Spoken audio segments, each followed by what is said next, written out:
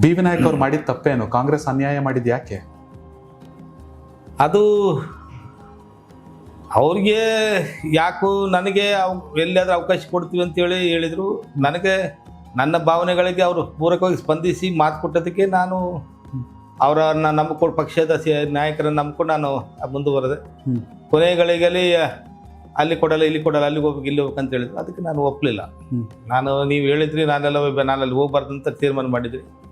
ಎಲ್ಲರ ಮನೆ ಮಂದಿಯೆಲ್ಲ ಒಂದೇ ಇದಕ್ಕೋಸ್ಕರ ಮಾಡೋದು. ನಾನು ಲೋಕಸಭಾ ಕ್ಷೇತ್ರ ನಾನು MP ಇದ್ದೆ, ನಾನು ತಂದೆಯವರು MP ಇದ್ದರು.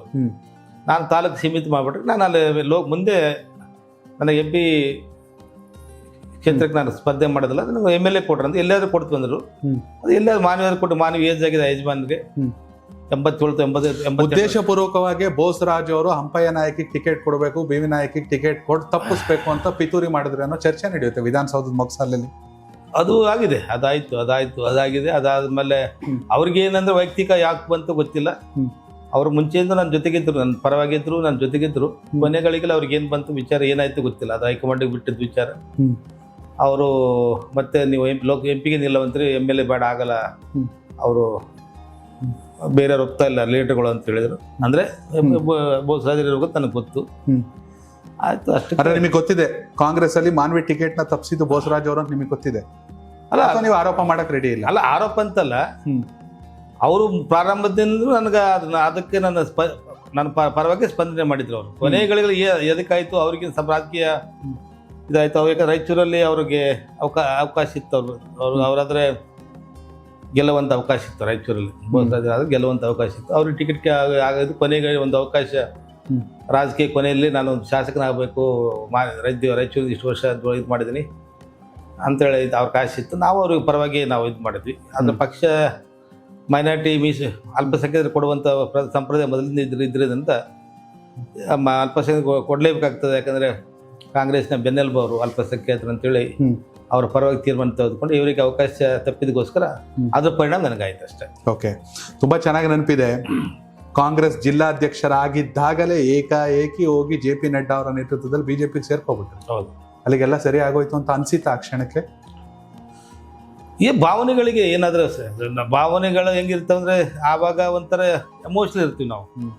ಕ್ರೂಷಿಯಲ್ ಟೈಮಲ್ಲಿ ಅಂತಿಮ ಗಳಿಗೆಯಲ್ಲಿ ಏನಾಯ್ತು ಬರೋದು, ನಮಗೇನ ನಿರೀಕ್ಷೆ ಇಟ್ಟಿದ್ವಿ, ಅದಕ್ಕೆ ನಿರೀಕ್ಷೆಗೆ ಅವಕಾಶ ಏನು ತಪ್ಪಿತು. ನನಗೆ ನಿದ್ದೆ ಮಾಡೋಕ್ಕಾಗ್ತಿಲ್ಲ, ತಿಂಡಿ ತಿನ್ನಕ್ಕೆ ಮನಸ್ಸಾಗ್ತಿಲ್ಲ, ಏನಕ್ಕೂ ಇದ್ದಿಲ್ಲ.